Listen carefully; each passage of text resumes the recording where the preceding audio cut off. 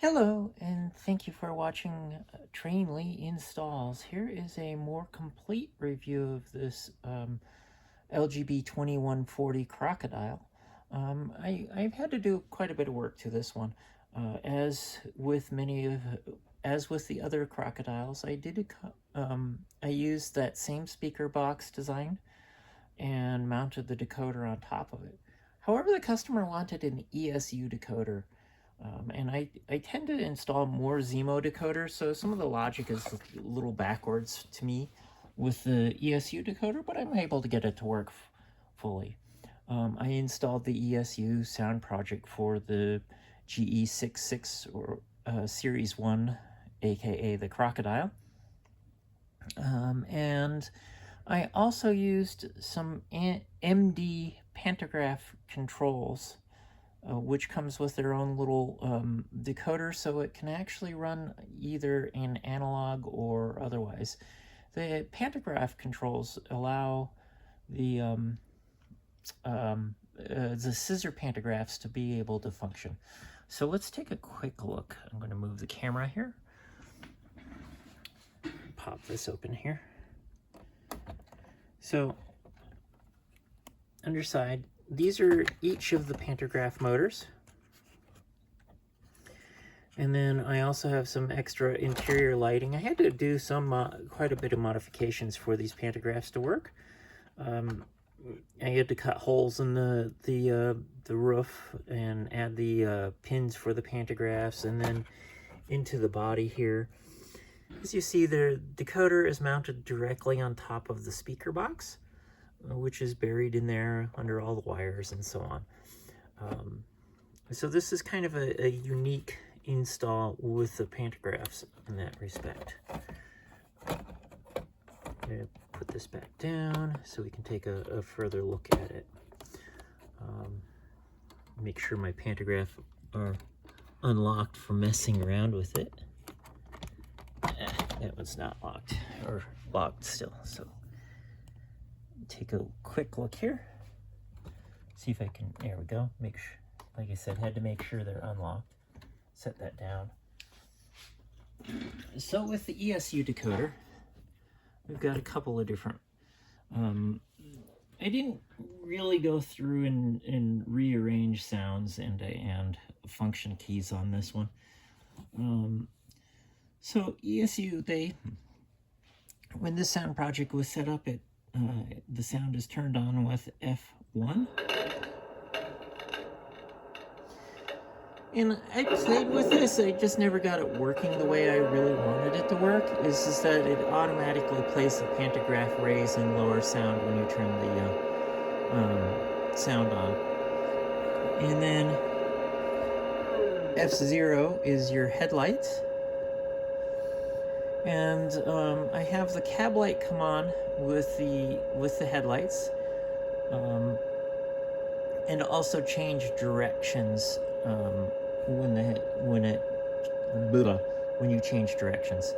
So if you noticed, the cab light went out and the other cab light turned on. You may not be able to see it real well in this light, but also this rear light, which is from perspective of motion, is the right lights are on the Swiss locomotives. So we can switch it back and forth, and see the cab light turns on and off as I switch directions. So that's the lighting on it. Now the other lighting feature, go ahead and change directions as per request, and I'll bring the locomotive a little bit forward for that.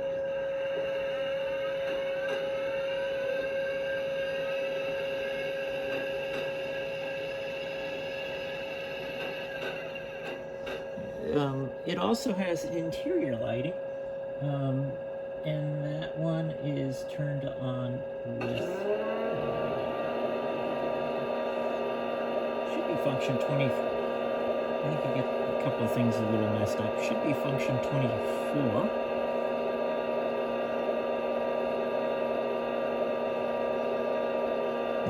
Yep. So the interior lights on function 24. Now, if you notice, they're also a slightly different color than the cab lights. I did that intentionally because of the frosted glass, so you can see the lights a little different. So we'll turn on the interior lights. Again, that's function 24 to turn on the interior lights. Now, F2 in this particular case is the whistle.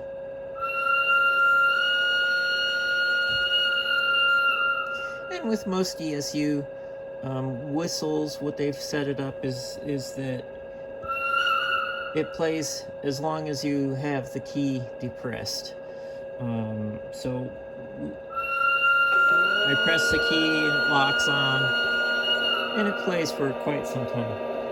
You can also set that up on some controllers. You can set that up to be a timed function, or however you want it to do. So then we have F3, which is, according to this, is transformer steps, or transformer fan. Because remember, this is a completely electric locomotive, so that turns on the fans internal to help keep the transformers cool. Brake release and set is F4. There's the brake set. It still moves. It doesn't actually lock it. And then you have F5 is a compressor.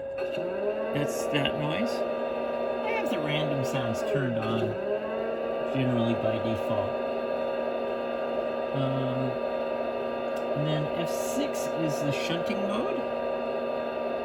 F7 will raise the front pantograph. Sometimes they don't want to spring up fully. And it's just, let's see. That one was locked originally, so now it's springing up properly. F8 turns off, or turns on the rear pantograph. So this gives you completely independent control of the pantographs. So normally, if it was going in the forward direction, the rear pantograph would be up, and vice versa. So I'm going to go ahead and turn on both pantographs, or raise both pantographs. And then I set up logic to have it switch directions, which is F25 in this case. So you have to turn on F25, and then you notice the pantograph changes directions. I need to fix that logic a little bit, but as I change directions, the pantographs automatically raise and lower in accordance to the direction that the locomotive would be traveling. And if I turn F25 off, both raise back up again. So then we have a bunch of other sounds. We have a compressor air let off on F9.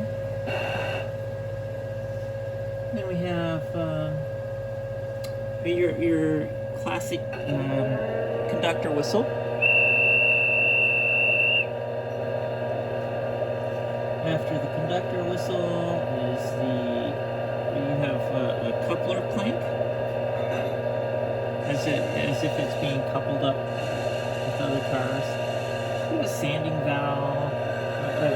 valve sound, a transformer fan,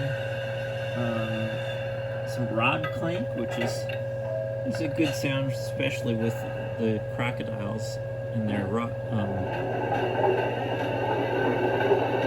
clanking rods.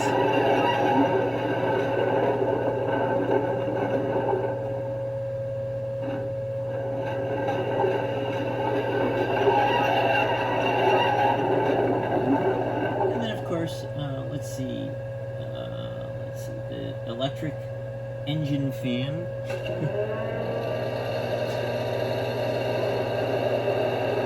Those would be fans in these areas in the locomotive. I'm not sure what this one is. They call it a tachograph. And then there's F19 is vacuum pumps. F20 is a mute. F22 is random sounds on and off. We could turn that one. And then, of course, F23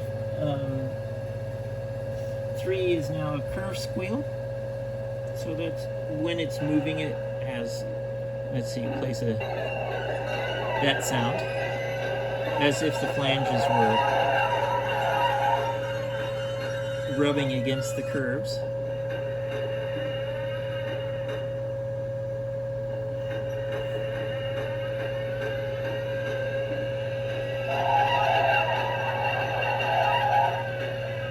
And then I'll go back and switch the pantographs on F25. So thank you for watching. Again, this is Christine McNary with Train Lee Installs, and this is a review of a LGB 2140 Krokodil. I did have to upgrade the motor blocks, and I used my own design for the speaker mount, a speaker and decoder mount actually. And then this is introducing the MD Pantograph control modules. The modules can be programmed to at different speeds, and they work with both the classic scissor pantographs as displayed or as here, and then also your standard single arm pantographs as found in the later style locomotives. They can be with the module. It can be set up to actuate an analog also. So thank you for watching, and I hope I look forward to converting one of your locomotives.